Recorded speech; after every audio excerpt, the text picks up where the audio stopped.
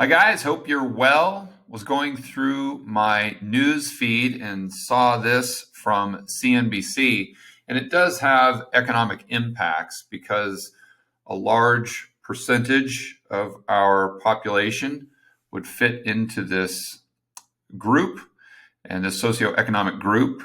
And this is one thing that's one of my pet peeves as well. And one of my big pet peeves is when we tell people, especially kids, that they can't do something or that the cards are stacked against them. And we tell them this over and over and over and over again to where it becomes a self-fulfilling prophecy. Now, they may have the cards stacked against them. I'm not here to dispute that or not.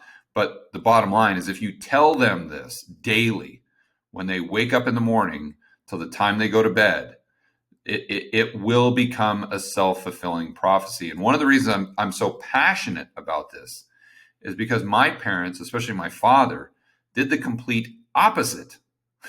I had a lot of cards stacked against me because my parents were divorced. I mean, several reasons that I could give you a list. I've talked about them in several other videos. Got horrible grades, scoliosis. I had a lot of headwinds, let's say, that other kids, even in the Hispanic and Black community, might not have had. But I was told the opposite. My parents never talked about all the headwinds I had. They never said, "Oh, George, well, you're coming from a broken home, therefore the probability of you being successful is far, far, far lower, and the probability of you going to jail is far, far, far higher." I didn't hear that daily. I heard, "George, you're the most talented person out there, and you're going to be successful." I heard that over and over. So this is probably the main reason why it's one of my pet peeves. But let's go into this here. So the article, the title is "Black and Hispanic Americans Often Have Lower Credit Scores. Here's why they're hit harder."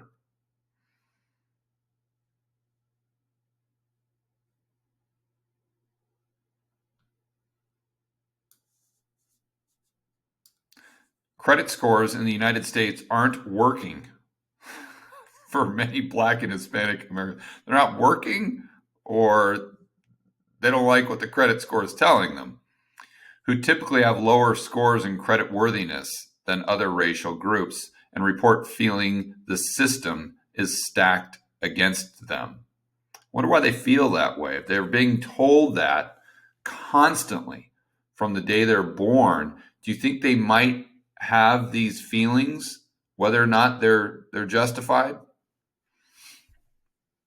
So it goes on to list some of the stats. So 54% of Black Americans report having no credit or poor to fair credit, which is considered below 640. About 41% of Hispanic Americans fall into the category. In contrast, 37% of white Americans.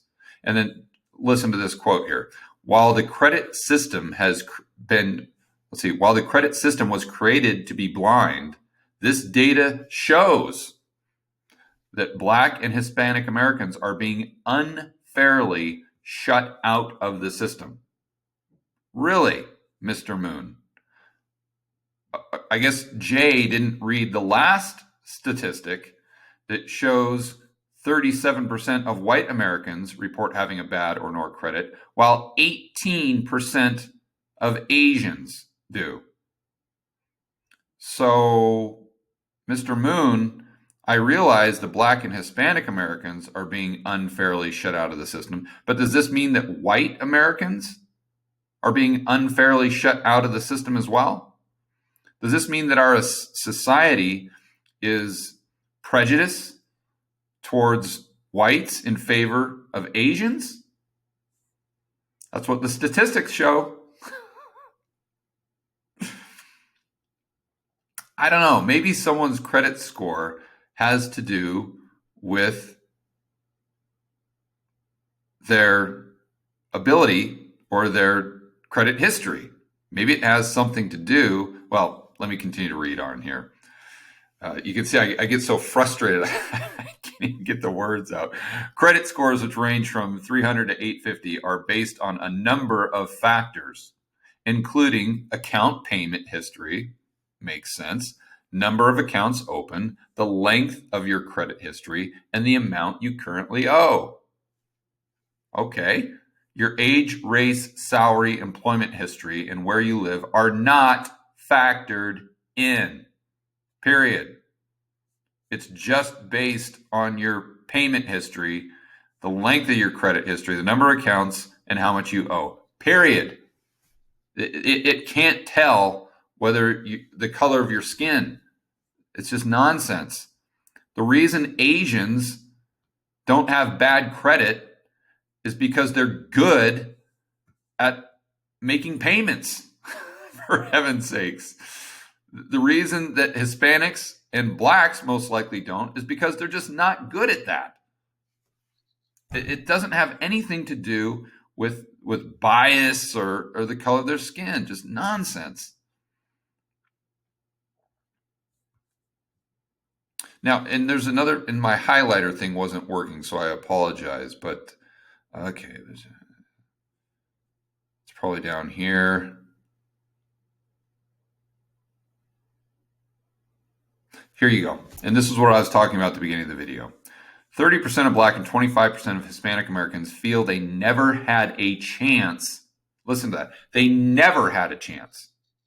Not that they had a lower probability. They just never had a chance to build good credit and believe the system was stacked against them from the start. Well, if you believe that you can never, ever, ever build good credit, then why make any of your payments? Why pay any attention to your credit score whatsoever? Why try to build a better credit score if you think it's completely hopeless? You see, that's my point. This is my pet peeve. And of course, it has long-reaching consequences. So it's this cycle. It's this self-fulfilling prophecy.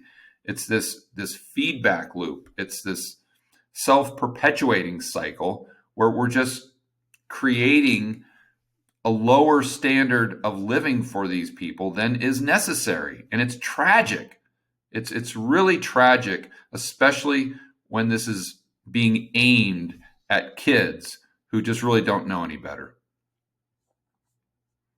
So if we want to improve the economy, if we want to transform the distortions and the dysfunction that the Fed and the government have created by these low interest rates, this quantitative easing, all these 4 and 5 letter programs, the bailouts, we've got to start at the individual level, and we've got to start with the kids, for heaven's sakes.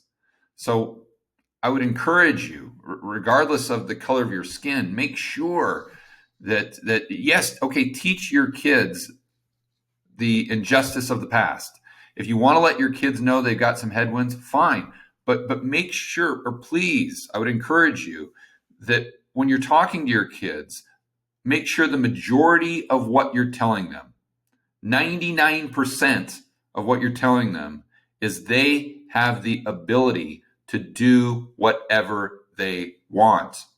And then maybe the 1%, tell them about maybe what you think they should know about any headwinds or what their grandparents or the people before them had to deal with. I think if you've got if the priority is the benefit of the kids, I think that's what we should be doing.